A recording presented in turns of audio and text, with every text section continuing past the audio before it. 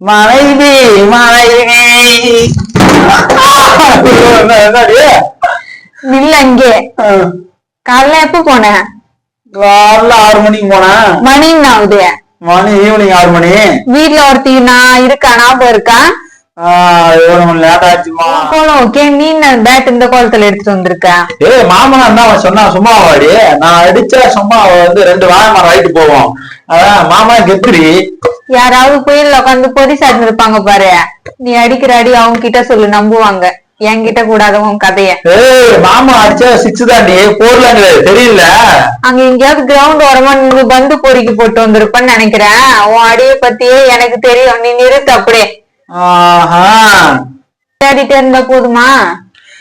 என்னடே இப்ப இருக்கிற ஜெனரேஷன் எல்லாம் வந்து சின்ன வயசுலயே ஹார்ட் அட்டாக் வருது. உடலுக்கு தேவை உடற்பயிற்சி. அதுக்கேற்ற மாதிரி விளையாடுனா மைண்ட் பீஸ்ஃபுல்லா இருக்கும், எந்த டிப்ரெஷனும் இருக்காது, ஜாலியா இருக்கும்.